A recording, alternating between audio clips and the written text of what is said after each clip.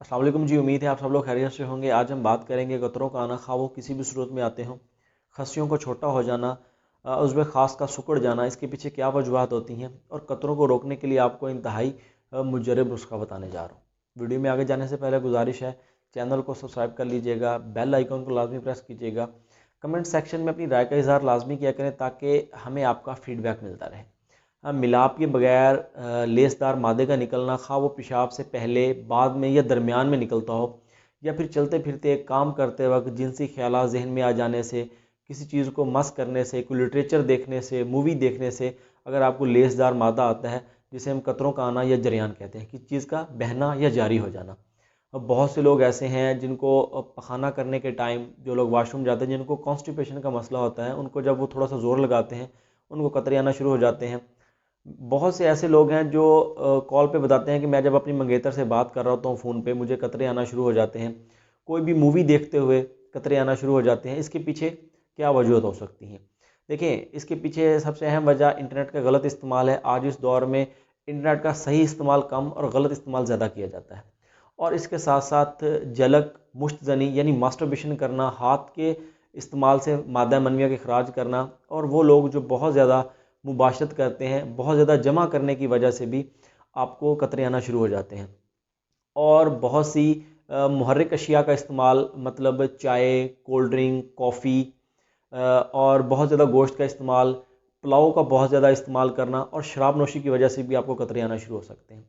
और इसकी कतरों की वजह से हमारे जिस्म में बहुत ज़्यादा कमज़ोरी हो जाती है, जिस्म में ढीलापन, लागिरपन हो जाता है, हम दिमागी तौर पे कमज़ोर हो जाते हैं, हमारी जो याददाश्त है वो कमज़ोर हो जाती है, हमारे जिस्म में खून की कमी हो जाती है, कोई भी चीज़ जो हम खा रहे होते हैं वो हमारी बॉडी को लग नहीं रही होती, शहावत कम आना शुरू हो जाती है, ढीलापन हो जाता है, और आस्ता आस्ता हम सुस्ती नमर्दी की तरफ चले जाते हैं। और जिन लोगों को एक लंबे अरसे से कतरों का मसला होता है, उनके खसिए आस्ता आस्ता छोटे होना शुरू हो जाते हैं और उज़्व ख़ास जो है वो सिकुड़ना शुरू हो जाता है।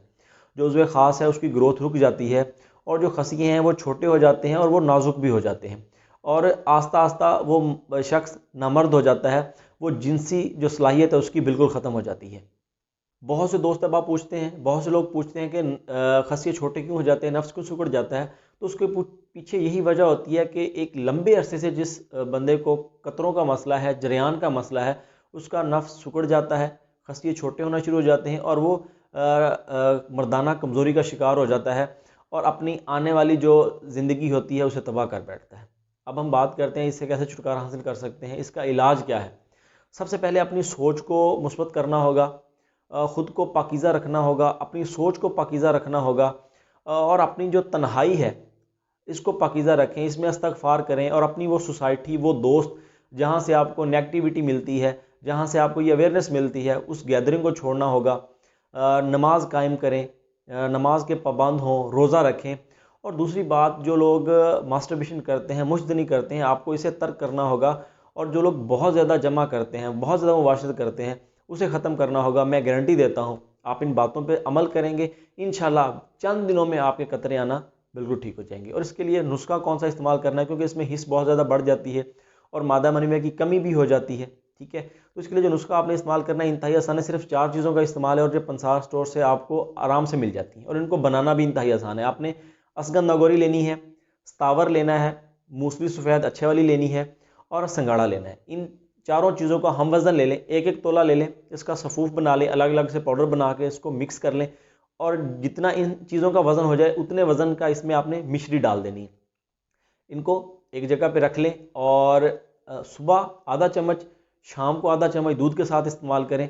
इंशाल्लाह 10 से 15 दिन के इस्तेमाल से आपका ये मसला बिल्कुल ठीक हो जाएगा। और अगर आप मुझसे मेडिसिन लेना चाह रहे हैं, मेरी रहनुमाई चाह रहे हैं, तो नीचे दिए गए नंबर पे आप मुझे व्हाट्सअप कर सकते हैं। इस वीडियो को सदका जारिया समझकर ज़्यादा से ज़्यादा दोस्तों में शेयर करें ताकि ज़्यादा से ज़्यादा लोगों को फ़ायदा हो सके। दुआ में याद रखिएगा। अल्लाह हाफ़िज़।